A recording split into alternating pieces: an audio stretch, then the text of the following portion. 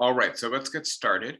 And continuing in a sense where we left off last week, continuing with another issue that we will return to on a regular basis. I'm looking at inequality in the United States over the course of a few lectures here. And one of the things I want to look at today, and let me give this introduction and jumping off point. There's a lot of consternation among progressive Democrats right now with Joe Manchin and Kristen Sinema and the way in which a couple, what are sometimes called dinos, right? And I don't like the term, but Democrats in name only, a couple of the more conservative Democrats are holding up the entirety of Joe Biden's agenda of what has become the mainstream of the Democratic Party, which is now much more progressive than it was. And in a sense, the move to the left of the Democratic Party has left the Joe Manchin, Kristen Sinemas of Congress a little bit isolated within the Democratic Party, right? And so I hear a lot of frustration that these two senators are torpedoing or undercutting or substantially scaling back all of this good legislation. And at points, as you are well aware, I certainly think that the legislation is good legislation, that it might be a once in a generation opportunity to get it passed, and that the fact that substantial portions of it are being cut or scaled back dramatically is a genuine loss. But I also think, and this is a theme that I return to often in my comments, we need to understand where other people are coming from. And right, Joe Manchin, who I'll focus on, represents West Virginia. And so although he's a Democrat, he's elected by very different people than the people who elect a Bernie Sanders or a Nancy Pelosi, a Chuck Schumer, etc. And we have to bear in mind that on, I think, any appropriate theory of democracy, among Joe Manchin's duties is to represent the people of his state. And so if the people of his state are much more hesitant about the vast expansion of the federal government that Biden's legislation represents, in a sense, it seems to me we don't just need to understand Manchin. And part of the reason to focus on Manchin is that he does seem to have some genuineness in being pulled between wanting to do what is good for his party and, on the other hand, feeling the duty to represent the views of the people of his state. Sinema, I think, is more complicated. How much of this is driven by her sensitivity to donors, by lobbyists, etc. But let's just assume for now that Manchin is genuinely Janus-faced. He wants to do what's good for the Democratic Party. He wants to do what's good for democracy as a whole in the United States, which has a voting rights dimension to it too. But he also wants to not move too far from the views of his constituents. So maybe to understand Manchin and the limitations on the current Democratic Party on democracy in the United States as a whole, we need to understand why it is that a substantial portion of the white people in this society are not in favor of Biden's agenda, that a significant majority of them voted for Donald Trump in 2 elections. And so another dimension of understanding inequality in the United States is not only understanding how African Americans have been excluded from wealth for their entire time in this country, and the distinct and evolving modalities that exclusion has taken. I think that's very important, and I've obviously spoken with you a fair bit about that.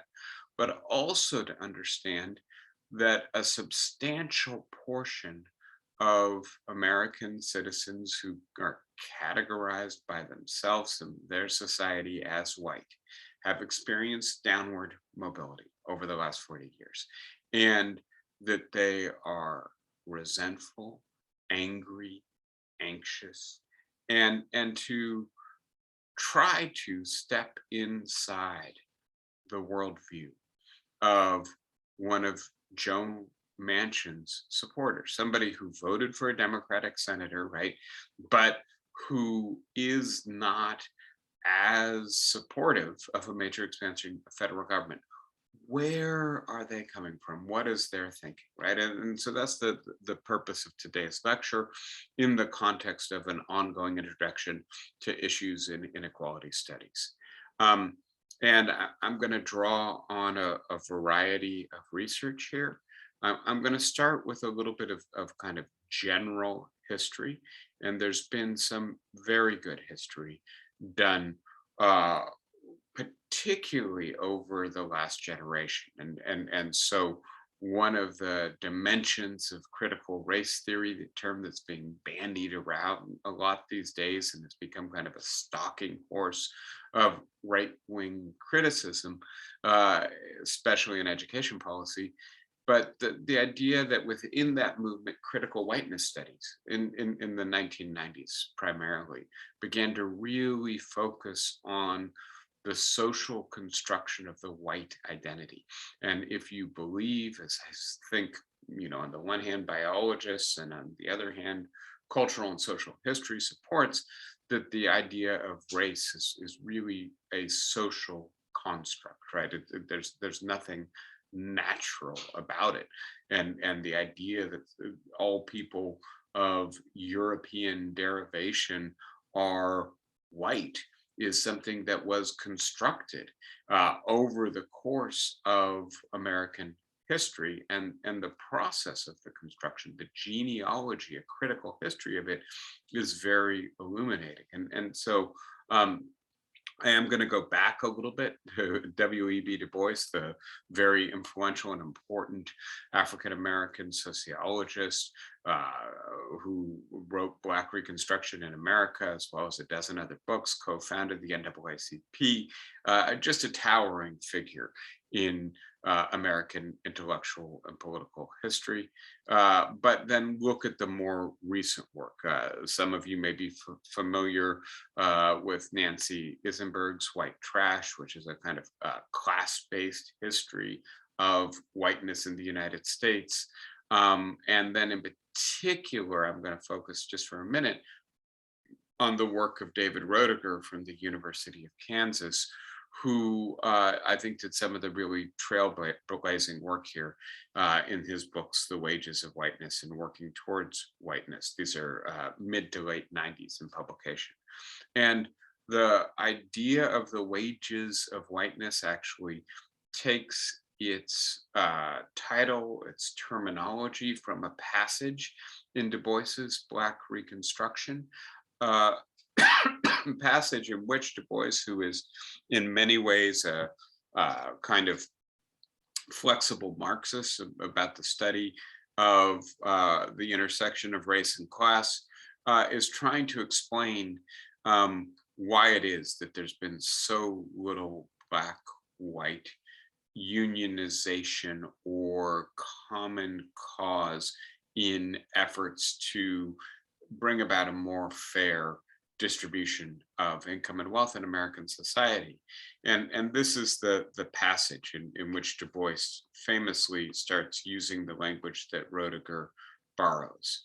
He says, and I quote, this is from his 1935 book, "Most persons do not realize how far the view that common oppression would create interracial solidarity," right? So that whites and Blacks were commonly oppressed. And we've talked a little bit about this together recently, the idea that the wage structure in the South, the lower wages, far lower wages in the first half of the 20th century that white Southern workers received, especially but not exclusively agricultural workers, and this continues to this day, that the relative paucity of wages in the South reflected the competition with Black labor, right? And so that when white elites refused to expand government benefits for African Americans, white Southerners vetoed that idea. They were doing so because they recognized that if African Americans started to see increased wages, white Americans would immediately demand increased wages as well in the South, and it would destroy the wage hierarchy, the basis for the Southern economy. So why haven't Blacks and whites worked together in light of that common oppression? Most persons do not realize how far the idea of interracial solidarity failed to work in the South. And it failed to work because the theory of race was supplemented by a carefully planned and slowly evolved method, which drove such a wedge between the white and Black workers that there probably are not today in the world two groups of workers with practically identical interests who hate and fear each other so deeply and persistently, and who are kept so far apart that neither sees anything of common interest, right? And this is written in the height of Jim Crow South. There's lynching, segregation, disenfranchisement. And in a sense, right, there's a mobilization of white hatred. He speaks reciprocally here. And I'm not sure that that's anything more than a rhetorical turn, but clearly white hate has been mobilized against Black workers, which makes it impossible for them to work together, which Du Bois suggests is absolutely contrary to their interests, that if Blacks and whites worked together, they would be so much stronger that the plantation class, the new aristocracy, the power structure of the white South would not be able to resist and would have to give them better wages, better working conditions, etc. Right? And so this is the observation. And then the question is, why have whites bought into this? Right? Why do they hate Black people so much? Why are they therefore damaging themselves through their failure to collaborate with them? Right? And I think you can hear in a book written coming up on a century ago themes that are still very much pertinent today. This is then the way in which Du Bois begins to explain. It must be remembered that the white group of laborers, while they received a low wage, were compensated in part by a sort of public and psychological wage. They were given public deference and titles of courtesy because they were white. They were admitted freely with all classes of white people to public functions, public parks, and the best schools. The police were drawn from their ranks, and the courts, dependent on their votes, treated them with such leniency as to encourage lawlessness. Their vote selected public officials.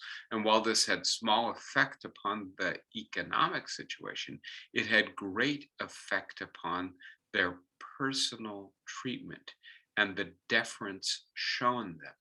White schoolhouses were the best in the community and conspicuously placed, and they cost anywhere from twice to 10 times as much per capita as the colored schools. The newspapers specialized on news that flattered the poor whites and almost utterly ignored the Negro, except in crime and ridicule. And I hope this begins to get to a central theme that I want to speak about today, which is that whiteness has functioned as a status marker in American society, really going all the way back to the 17th century. The idea that even if you were poor, nevertheless, there were people who deferred to you, who called you sir, who got out of the way when you walked down the street, who you knew instinctively you were superior to socially. And that for people who are otherwise at the bottom of society, to have somebody below them when there's very little prospect for mobility upward, when you live in a democratic society that proclaims the equality of all persons, but your social reality is that you are permanently at the bottom, or I should say, one stage up from the bottom. The idea that there's one group behind you that no matter how talented, how hard they work, how smart they are, they will never be able to elevate themselves above you is a kind of compensation. It is, as Du Bois puts it, a public and psychological wage that compensates for the absence of the material wage. And this then, oh, I'm sorry, let me go back actually, is the jumping off place for the work that Isenberg and Roediger do. And without going too much into the details, one of the things they point out is that for much of American history, someone like me, a Jew, right? Someone from Greece or Italy, from Southern Europe, slightly more darkly complected, a little bit more swarthy, even an Irish person did not necessarily count as white. And that there's a history of people who are not, as we say, WASP, white Anglo-Saxon Protestant, slowly but surely gaining entry to the status of whiteness. And that for many of us, the path involved being excessively racist, demonstrating our whiteness by mimicking but also exaggerating the anti-Black racism of the dominant society. And that this allowed us then to gain access to a privileged status, gain better jobs, better compensation, unionization, and eventually, by the time we get to the 20th century, genuine upward mobility for many of us.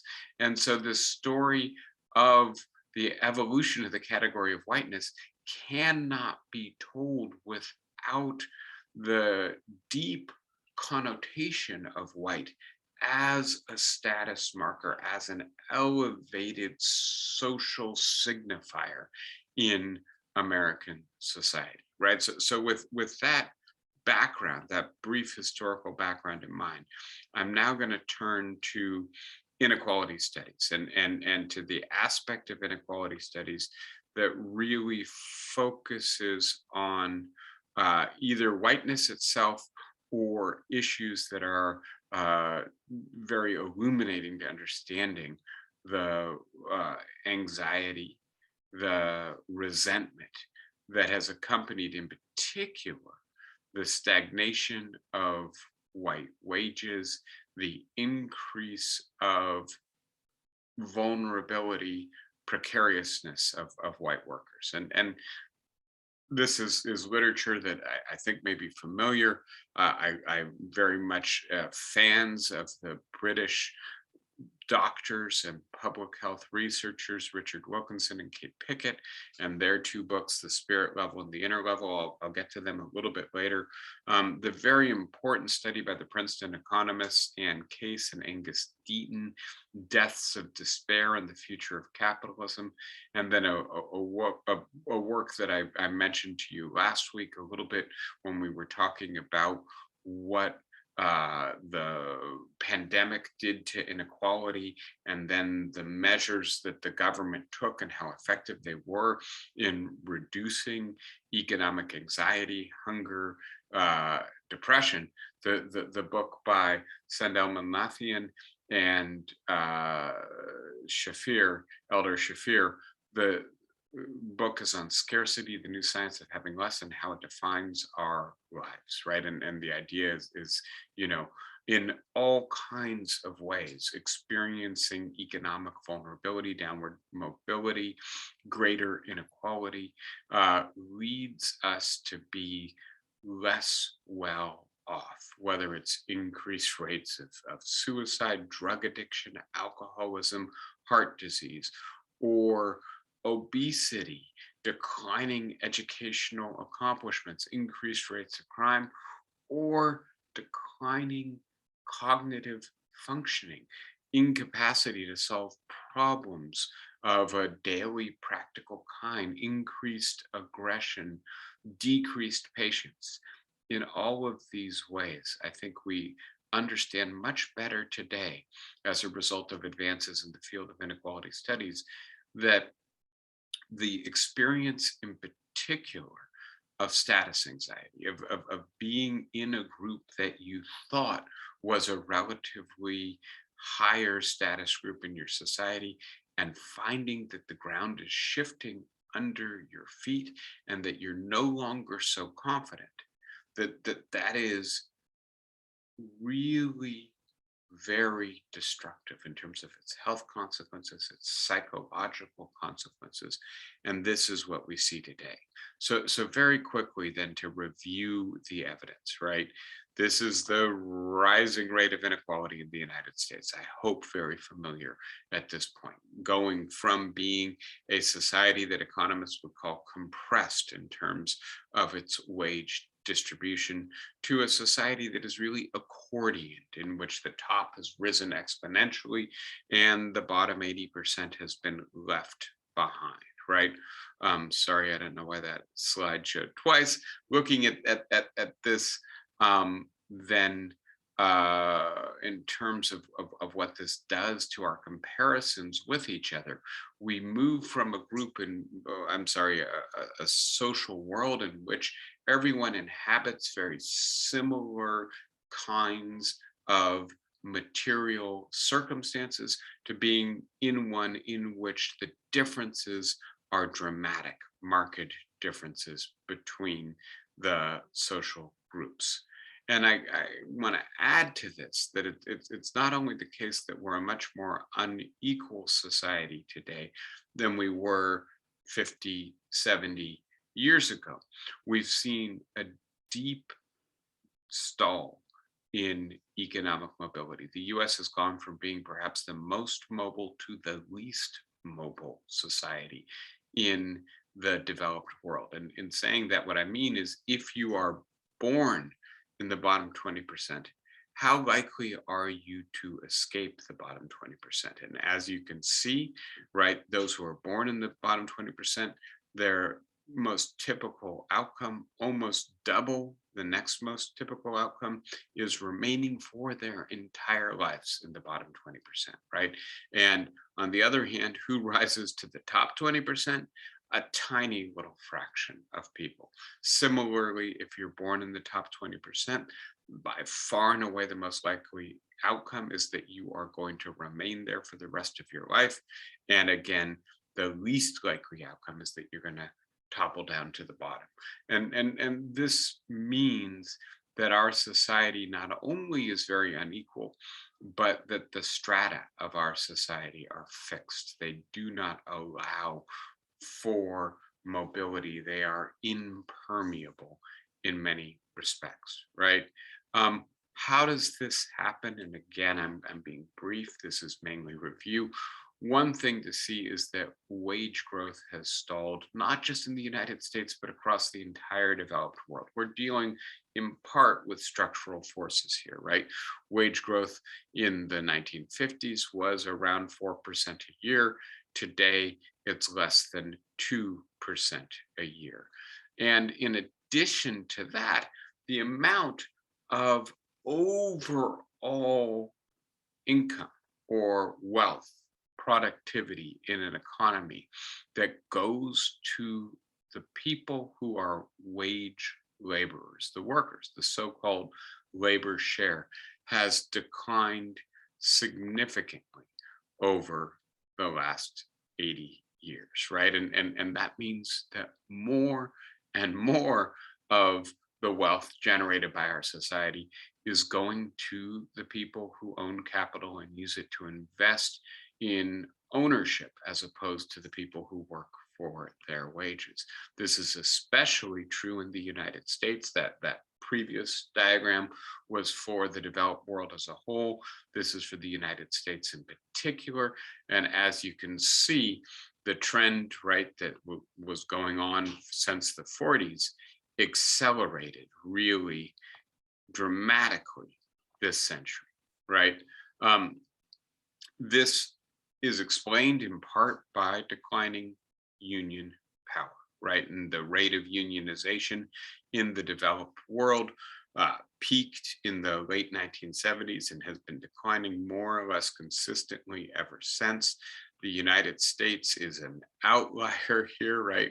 Less than half the rate of unionization of many other places in the developed world.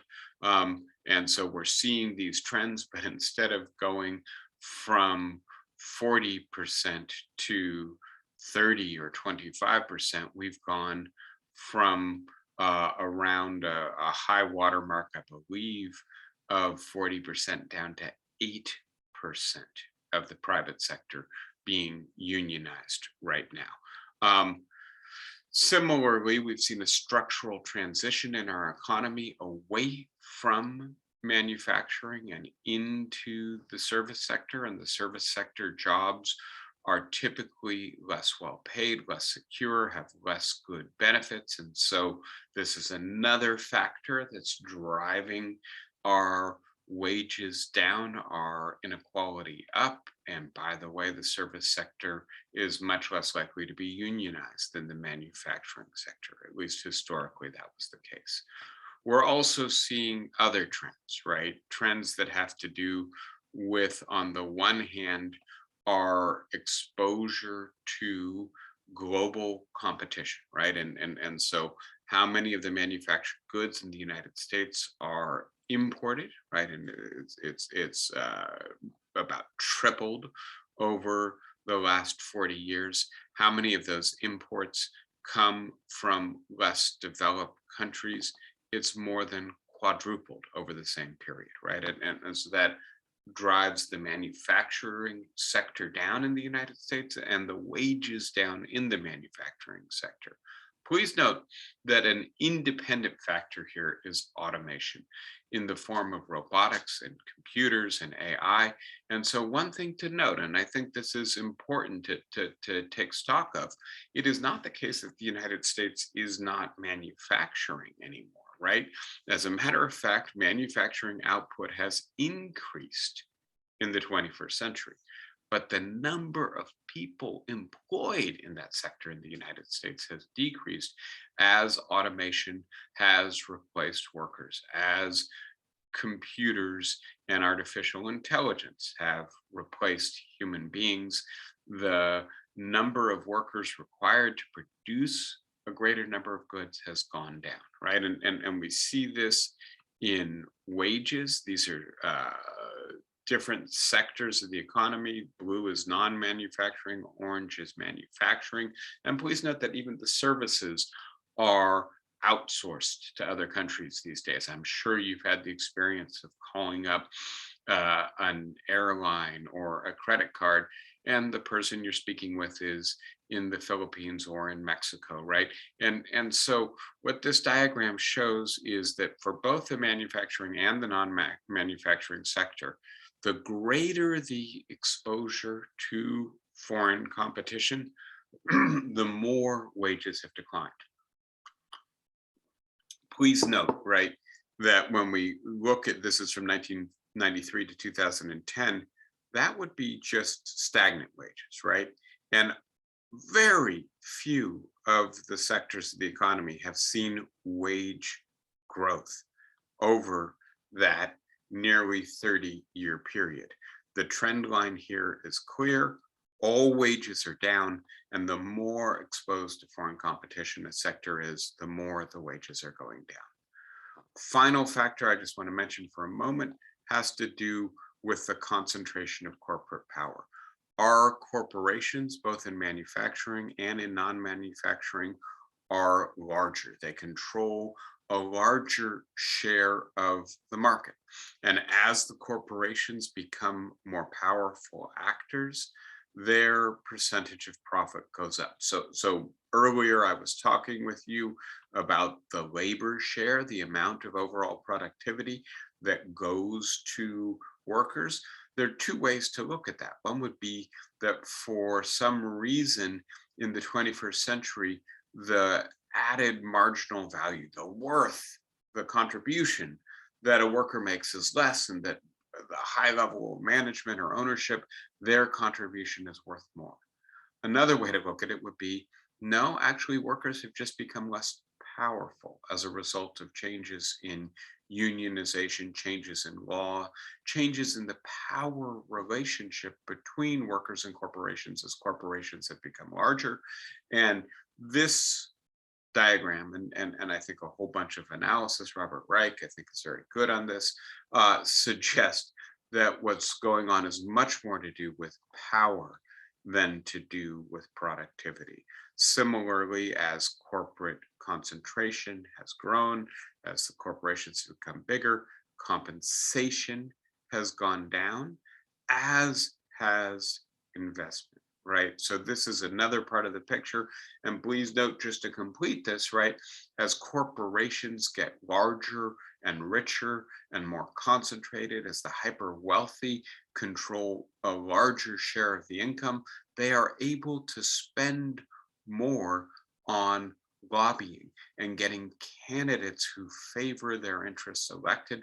So part of what has happened is that the tax code, the bankruptcy code, corporate law in general have been rewritten, and the way in which antitrust law is enforced has been transformed. There's some hope, at least with the second regards, right, how antitrust law is enforced, that the Biden administration may take a slightly more hostile approach to this degree of concentration of corporate power than previous presidential administrations, Democratic and Republican alike, have taken. But this is part of the problem of inequality in our society.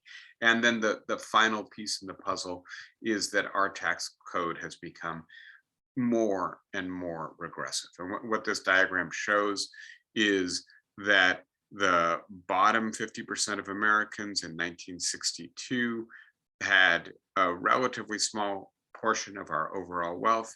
It's increased a little bit in 2018, but the percentage of taxes that they're paying has gone up. When you look at the next 40%, a little bit wealthier than they were, thank goodness, right, 50 years ago, but their share of taxes has gone up as well. Then when we get to the top 10%, right, a larger increase in wealth, though not dramatically larger, but at the same time, a decrease in wealth. And then when we start getting to the top 1, the top 0.01, the top 0.001, and the top 400 wealthiest adults, we begin to see the same trend, and it gets bigger the richer you get.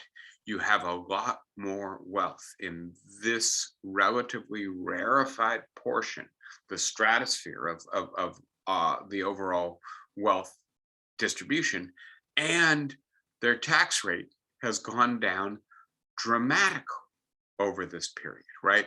Another way of looking at this would be just in now, not comparatively in terms of time, but just who pays what in tax. And as you can see, the top 400 individuals pay the least tax in the United States right now. But I think the real takeaway from this, right, a progressive tax scheme would look like a triangle, right? Very little being paid at the bottom, and then more and more being paid as you get to wealthier and wealthier individuals, this is really a rectangle. I mean, you can see that there's just a tiny little bit of uneven progressivity in the tax code in the United States today, but we have basically abandoned the idea of having a progressive tax code, of redistributing income, of asking less from those who are least well off and more from those who are best off. We don't do that anymore. And this has also contributed to growing inequality. So the wealthiest have clearly done best, right? And look at this just for a second, right? Where what happened as a result of the 2008 recession, right? For all families, they fell off a cliff financially. Why? Because their chief asset, the main store of their wealth, was their home. There was a housing bubble, right, which actually resulted in them having rather remarkable increases in wealth in the first 7 years of the 21st century, followed by a housing bust, which resulted in them having negative wealth, comparing 2010 with, right, 1989. Most families in the United States were poorer in 2010 than they were 20 plus years earlier. But the richest 10%, whose assets were much more diversified and who owned a lot of stocks, although their wealth took a hit, it never went anywhere close to negative territory, and it shot up much more quickly to the point where overall they are better off today than they were during the buildup to the Great Recession, the bubble, whereas most families are still dramatically worse off. And when we look at this then in terms of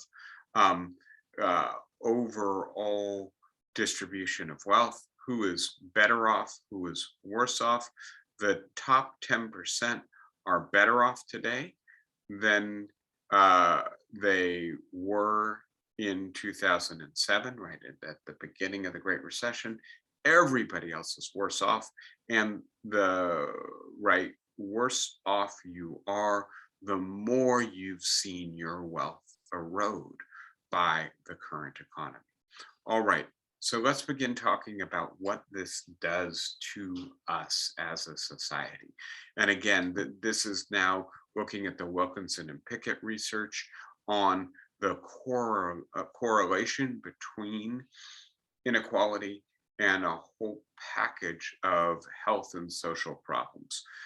What this diagram shows is less equal societies, more equal societies to less equal societies. This is income inequality going up, right?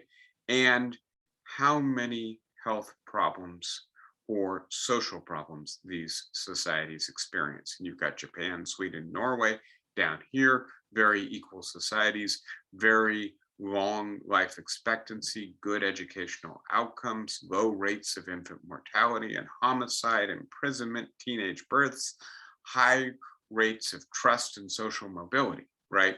And then as you go out, the more unequal you get to the middle, you get Ireland, Greece, New Zealand, and then way out here at the extreme in terms of both the most unequal and the least healthy, the most social problems is the United States. And so increased inequality, I should have produced a different diagram, but it also shows as inequality increases, these problems get worse. This does not correlate with wealth, right? So yes, the US is the richest society, but frankly, that doesn't make any difference. It's a kind of random scattershot distribution.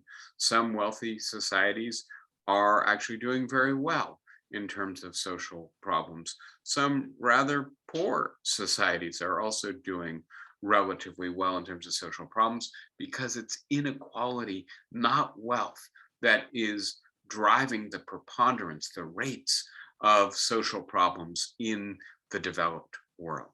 Now we see this in a very bleak way when we look at what are called deaths of despair. And this is Case and Deaton's category, and they've created a composite index that includes suicides, drug overdoses, deaths related to alcoholism, and deaths related to stress, particularly heart disease. And what you can see is that while for most of the developed world, especially the Anglophone world, the death rate has been going down, life expectancy has been going up over the last 20 years. This really is not true for the United States. In the previous century, it came down consistently, but in the 21st century, that rate of decrease slowed and actually basically completely leveled off for much of the 21st century. We are seeing, right, in the United States, again, to put this in comparative perspective, everybody else's life expectancy continues to go up through the 21st century. In the United States, it levels off completely, right? And the breakdown of what is happening here is interesting, sad, but illuminating, which is that the highest rate of increase in mortality is for white people with no college education. Second highest for Black people with no college education. If you've got a college degree and you're white, your life expectancy has stayed pretty stable through the 21st century. If you're Black with a college degree, you've continued to actually see a slight increase in your life expectancy. And this is particularly counterintuitive because we know that white people in general are paid more than African Americans, not just income or inequality per se that's driving this. It is what the income loss says about social standing and social status that is driving this. Again, when we look at the decreasing life expectancy in the United States, we can see it's not being driven by people who are middle income or above. This is for men, right? And as you can see, men in the middle income are living about 5 years more if they're born in 1960 than if they're born in 1930. Men in the highest income bracket are living about 10 years more. Similar for women, although more compressed, right, in the middle income tiers. But now look at the lowest income, right?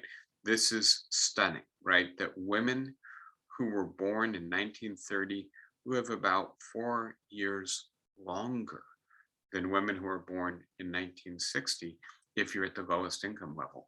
Men at the lowest income level have seen their life expectancy diminish as well, though not as substantially.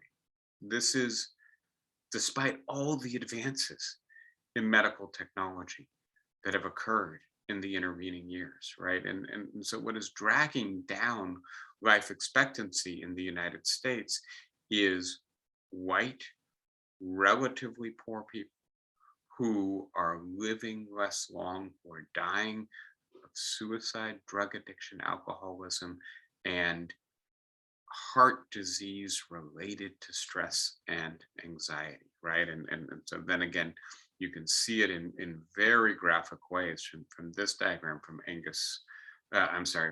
from Case and Deaton, which shows you, right, if you just abstract from everything but race, African Americans have continued to improve in terms of their life expectancy. This is deaths per 100,000 over the course of the 20th and 21st centuries, the last 40, 50 years, whereas white Americans really leveled off and actually have seen a slight increase in their mortality, decrease in their life expectancy. I think I may have shared this with you before. There's so little humor in my lectures. I try to get it in whenever I can. This is Doonesbury, right, talking about the Case and Deaton findings. saying, quote, and somebody's going to have to help me with character names. They're called deaths of despair from drugs, alcohol, or suicide driven by economic and social distress. Oddly, it doesn't seem to affect Blacks or Latinos. Nothing odd about it, man. We've always lived distressed lives. We're used to it. So, Black privilege? Absolutely. We're lucky that way, right? And it's funny, but there's insight to this. I would put it slightly differently. It's not just that they've always been distressed, but that they never had the expectation of an elevated status, right? And so as white privilege has been eroded over the last 40 years, as that's been reflected in wage loss and the emergence of a Black middle class, a Black president, a Black elite, white Americans have felt their public and psychological wage collapse at the same time that their material or economic wage was eroded. And this has been socially destructive for them. So in reaching that conclusion, I'm supported by a whole body of literature. And I'm going to spend a few minutes in particular on Arlie Hochschild's Strangers in Their Own Land. And right, this is Professor Hochschild, emeritus professor at Berkeley.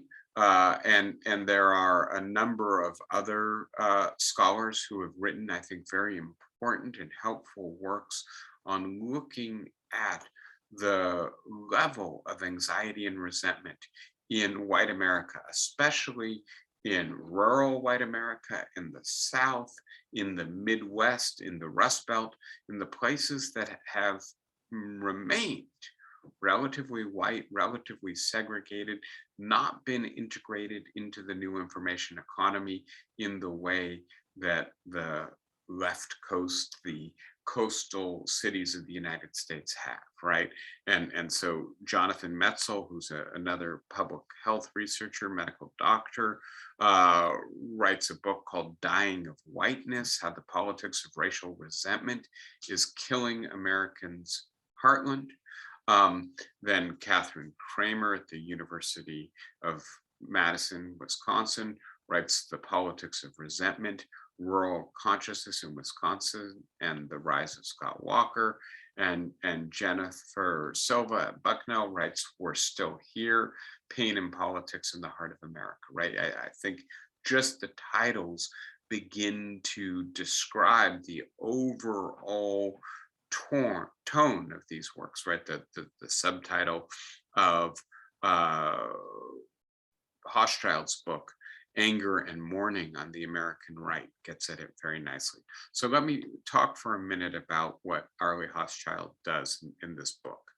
And she's interested in finding a way into understanding right-wing American politics. She starts by observing she's done trailblazing work about the distribution of domestic labor within the American family. Her book, The Second Shift, shows that although women are now participating at near equal levels in the labor market, the result has not been an equalization of domestic labor, that most women work a so-called double shift in which after they come home from doing paid labor, they do the vast bulk of the domestic labor as well.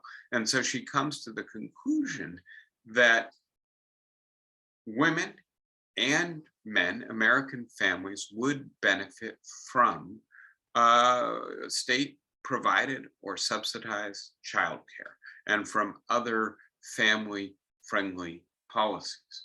And yet she knows that in a sense, the women and families who would benefit from this most are those who support it least. They are relatively poor white families, right? And she, in a sense, admits that she doesn't get it. She doesn't understand it. She sees this as a paradox. And the more general paradox is that the white Americans who would benefit most from poverty reduction measures, from social safety net measures support them the least. White Southern Americans, white rural Americans, Tea Party. She's writing, doing her research in the first half of the 2010s, when the Tea Party is very active, before Trump is fully on the scene.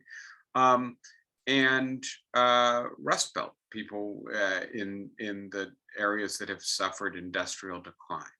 Um, Taken a stage or a step further, she also notes that many of these areas are the most environmentally degraded areas in the United States, that greater regulation, a greater role for the federal government in forcing corporations to be decent citizens in the way in which they treat their workers and the environment would be good for the people in these regions especially. And yet again, they're pushing back against this legislation. And so this is the paradox. People seem to be voting in self-damaging ways. Why are they doing it? And she decides that Louisiana is the right place to go to study this. She has some connections there already. It's one of the poorest states in the United States. It's one of the reddest states in the United States. It's a state with among the highest support for the Tea Party. And she decides the issue to track is not race, is not poverty per se, that might be a bit too much of a frontal attack, to look at environmental politics, because Louisiana is also arguably the most polluted state in the United States. And so this is what she refers to as her keyhole issue. She wants to look through the keyhole to see a side of America that she does not see in her own daily life in Berkeley, California, right? And so she spends on and off 5 years in Louisiana. She conducts hundreds of interviews, generates 50,000 pages of transcripts from these interviews, gets to know people really well. And she describes herself as trying to scale the empathy wall, right? She again and again, especially in the first part of her book, which is really dedicated to getting to know and tell the story of the people she interviews, in a sense admits, I don't get it. I don't understand it. If it was me, my reaction to what I'm hearing from these people would be rage at corporations, a demand for government to step in, to repair the damage they're doing, to level the playing field, to create a more even power dynamic. And instead, the primary reaction of the people she interviews is anti-government. Right. And so how do we figure this out? And what she does, in addition to identifying an issue that she thinks will allow her to understand this, and to be clear, the people she interviews are primarily Tea Party environmentalists. And I realize that may sound a bit contradictory, but these are people, and I'll just start mentioning, who have been subject to awful industrial accidents, have terrible burns from chemicals being released on them through pipes they're trying to repair, who are then fired from their job for absenteeism while they're trying to recover from the damage that the company did to them, right? These are people who live in neighborhoods that have literally disappeared due to the way in which chemicals were buried underneath them and then caused sinkholes to open up that ate up the houses and released so much toxicity that it became impossible to live there. These are people who live on bayous that have become environmental catastrophes due to the dumping of chemicals into their water, that have seen the majority of their relatives die of cancer and other conditions related to the dumping into their own waterways and backyards. And yet they remain supportive of the corporations, critical of the government. And of course, these are people who are poor, who are in many ways desperate, who cannot escape and move out of the degraded environment that they live in because they lack the resources to go elsewhere, and who live in a state where nearly 50% of the state's budget comes from the federal government, who know people all around them, and many of whom themselves rely on federal state benefits, and yet who consistently vote for politicians who undercut those benefits, who refuse to expand them, even when it's there for the taking, the expansion of the Affordable Care Act, for instance. And so how do you understand these people? How do you get them? How do you see them as anything but irrational, self-destructive, right? And so that's the problem of the empathy wall. How do you figure out from the inside why this makes sense to these people? And she tells these narratives, right? And I'm not going to go into the details. I'll be honest with you. I find it sometimes a bit tedious to hear narrative after narrative after narrative, and for Hochschild to say after she finishes telling the story again and again, I'm running into the empathy wall again. But she is doing work in this way. She is showing us that these are decent, intelligent people who we would, but for our political and regional divides, probably enjoy and have sympathy for. But because they look at the world in such a different way from the way we look at the world, we have a hard time seeing as anything but a stereotype of them as opposed to us, right? And so that's the work that the whole first part of the book, which is dedicated to these narratives, and then the remainder of the book that returns again and again to the dialogue between Hochschild and the people that she's interviewing.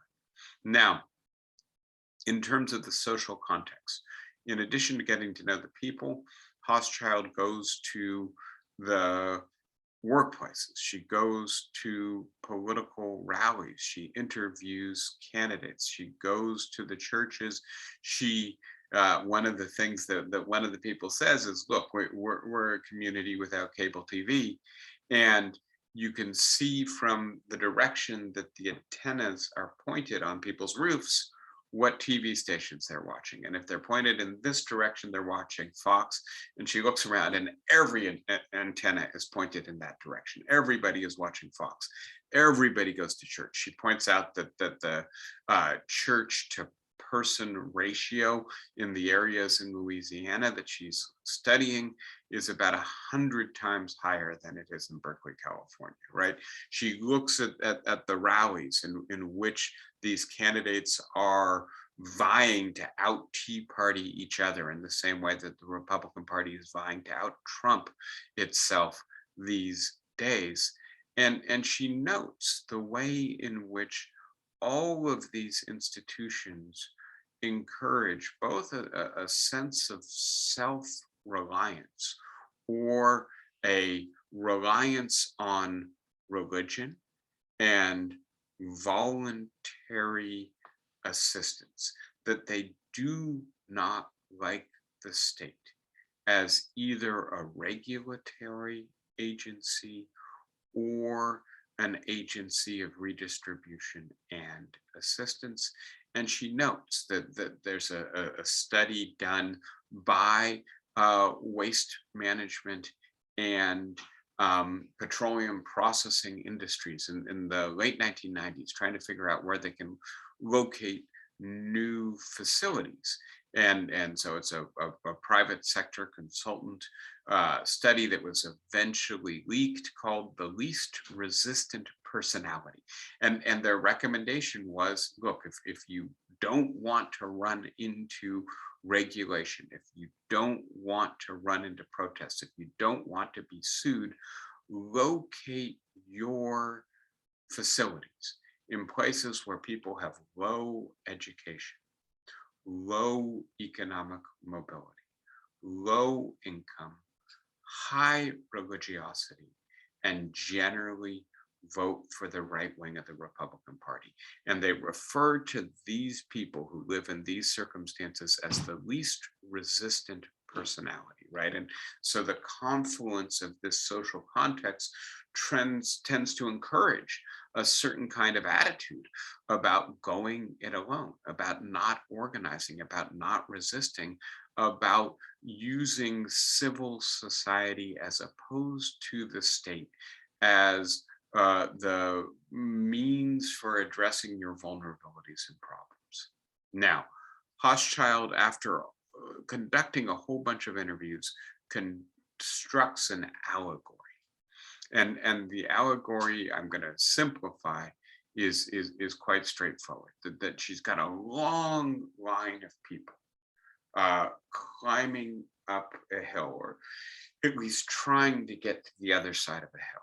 These people are in line for the American dream. The American dream is a free enterprise dream that involves upward mobility and economic security. And the people have been standing in line for a very long time. But if they can just make it to the other side of that hill, they will arrive in a land of prosperity and security.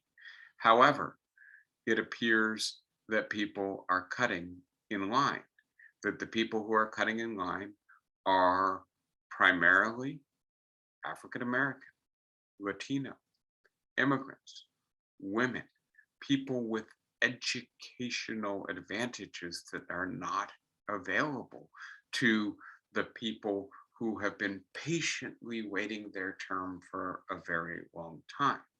And that then there are other people, the police, the representatives of the state, who are trying to maintain an orderly line, but keep also ushering in the new arrivals in the middle or closer to the front of the line, and therefore pushing other people back.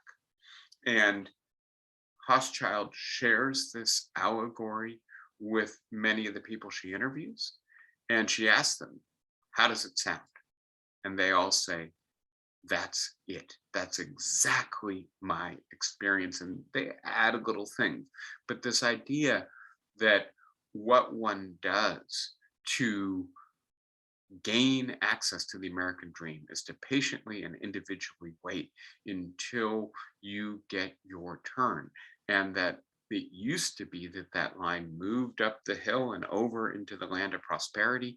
Now it's stalled, but now other people are getting in line in front of you, is extremely important to the social psychology that she is encountering among the people she studies. And I'll just add one more thing. I know I've gone over time already, but that there's an implicit social logic to the deep story that she's encountering in rural Louisiana, and a different social logic to the story that left liberals of the kind that she's familiar with from Berkeley tend to tell themselves.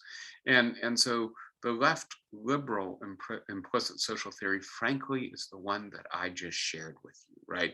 That what's going on in the rise of inequality in our society has to do with the concentration of wealth, the changes in the tax code, the growing concentration of corporate power, global competition, automation, and the decline of unionization, right?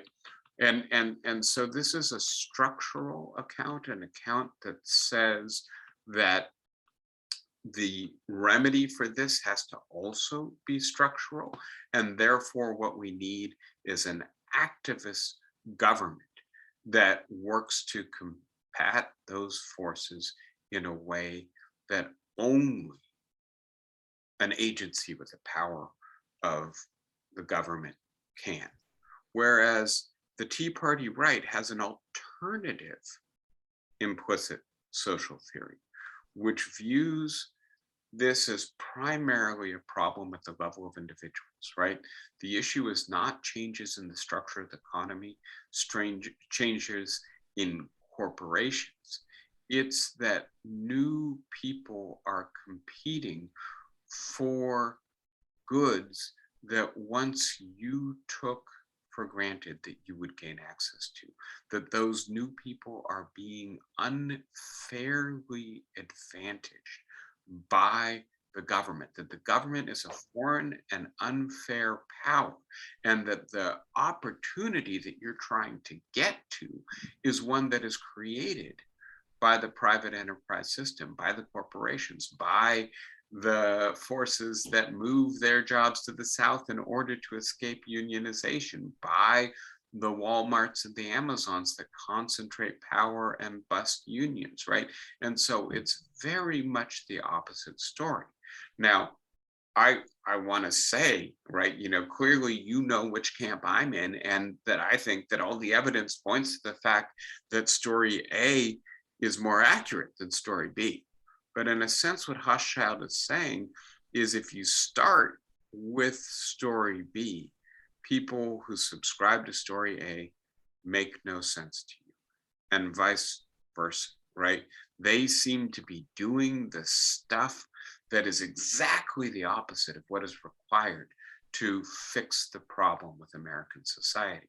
And you add to that, right, the experience, as we know from the literature in inequality studies and social psychology, what status anxiety does to us, how angry, how resentful it makes us, that this is then, I think, the beginning of an explanation, not for why Joe Manchin is digging his heels in, but for why the people of West Virginia want Joe Manchin to dig his heels in. The last point on that last slide, and that's not the last slide, by the way, but that's where I'm going to stop today, has to do with, can we in fact scale the empathy wall? And that this is a methodological and a practical problem. What I've just given you is a story about why, in a sense, two sides of America just don't see each other as empathetic, as sane anymore, right?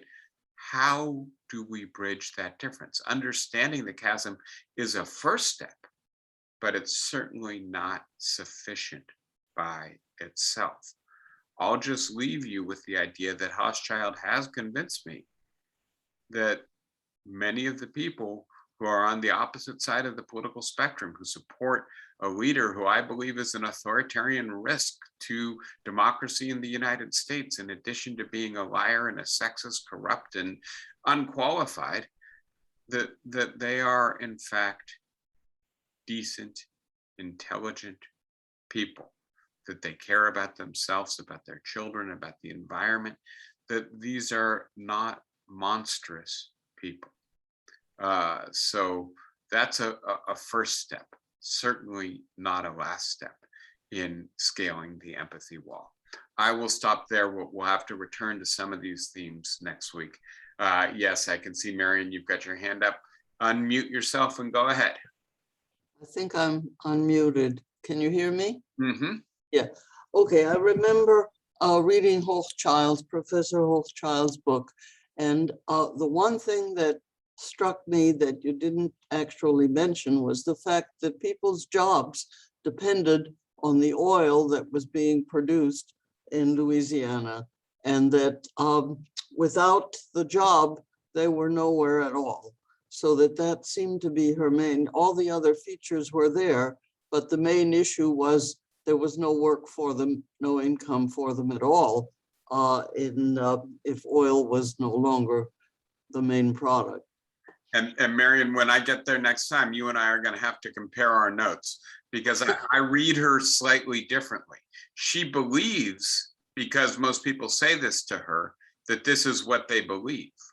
But then she looks at the data and finds that there's a lot of automation in the oil industry, that the construction of the facilities, and then there's a big fracking boom at the time she's writing, is done by primarily Filipino and Mexican labor, and they construct these big man camps, so-called, to house the people who are brought in from other countries to do the work.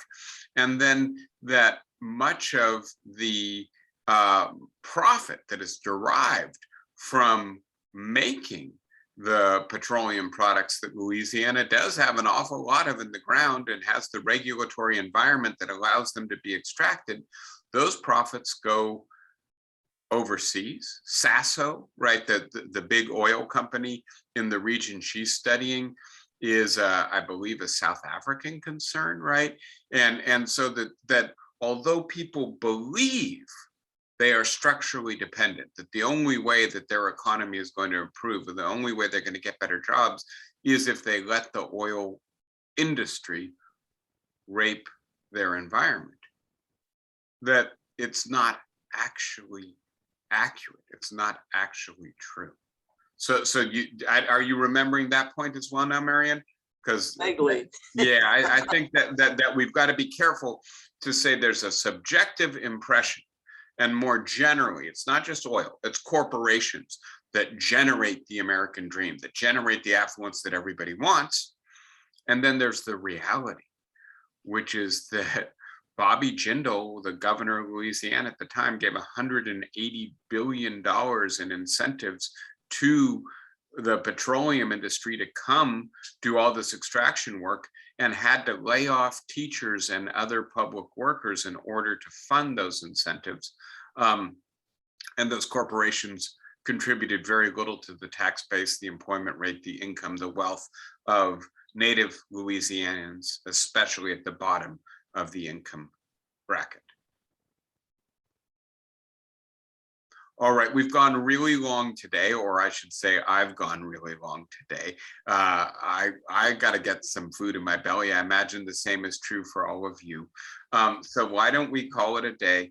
I will pick up a little bit on this at least next week, but we'll also have other stuff to talk about together. Thank you, everybody. Wonderful as always being with you virtually, if not in person. Be safe, have good weeks, and I will see you next week.